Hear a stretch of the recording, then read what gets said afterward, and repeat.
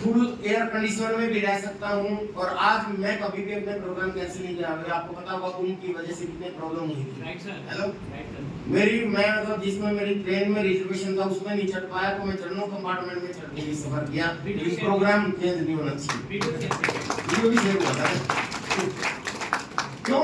क्योंकि मैंने गरीबी देखी है, क्योंकि जिस व्यक्ति ने, जिन लोगों ने तैयारी की है, जो लोग आए हैं, अगर वो हमसे मोटिवेट हो सकते हैं, तो अगर मैं एक दिन एक टांग पे खड़ा करके एक रात ना भी सो पाया और सफर कर पाया, और उसकी वजह से कुछ लोगों के घर में अगर इनकम चली जाए, तो ये सबसे बड़ी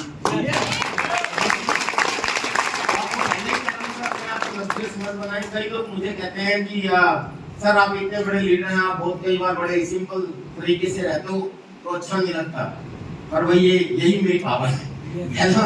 मैं सिंपल ही रहता हूँ और सिंपल ही रहूंगा। आपको हो सकता है कभी मुझे ऐसे ही साइकिल चलाते हुए मिल जाऊं मैं, फिर कहोगे यार ये तो स्टार्स पाए थे, तो साइकिल पे घूम रहे थे। बट साहब जब जीन के अंदर टेक्निकल अचीवर्स की मीटिंग लेते थे, बुलाते थे, तो सारे लंबी लंबी गाड़ियों में आते थे। सारे टेक्निकल अचीवर जीन से तो बहुत लोग आपसे लोग जानते हैं, भगवान जी, अतरी जी, विनोद जी, क्या नाम है, प्रमोद जी, राकेश जी, मैं अहमद साहब, कितने लीडर थे ये सब, और आसपास के भी बहुत सारे लोग, तो सारे गाड़ियों में आते थे और मैं साइकिल पे पहुंच जाता।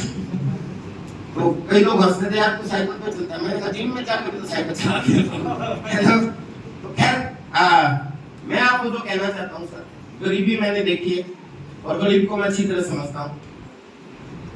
साइकिल किस्तों में लेके मैंने अखबार बांटे 3 साल। उसके बाद कराटे के अंदर मेहनत की। मैं कराटे कोच हूं, बच्चों को कराटे सिखाता था 8 साल से पहले।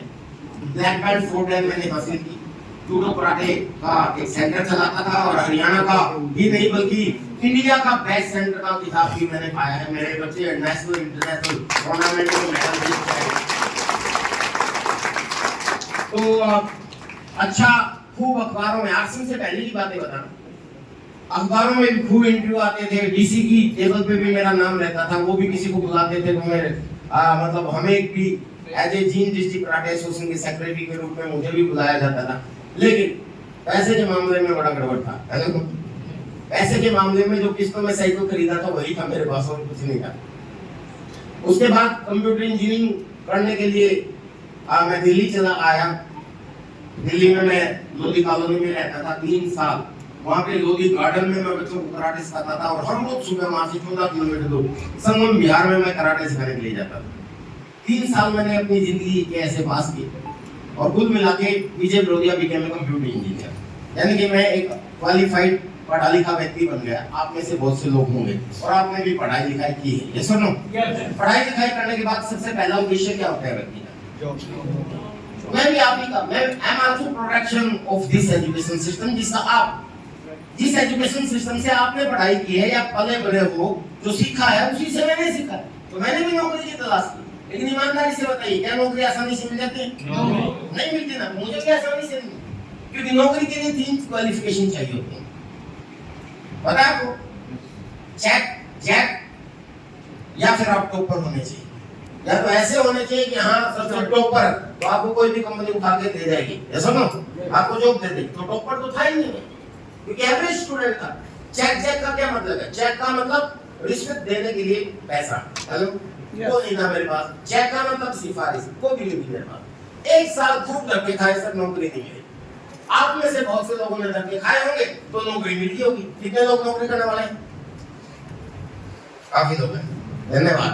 आप जितने भी नौकरी करने वाले हैं सर, इन तीनों में से कोई ना कोई अच्छी क्वालिफिकेशन थी। या तो आप टॉपर थे, बढ़िया थे, ये सुनो, तब मिल गई, या चेक था या जैक था, किसी भी कारण आपको नौकरी मिली। मुझे नहीं मिल पाई, तीनों में से कुछ भी नहीं था मेरे पास। और जब नौकरी नहीं मिलती तो आदमी क्या करता है?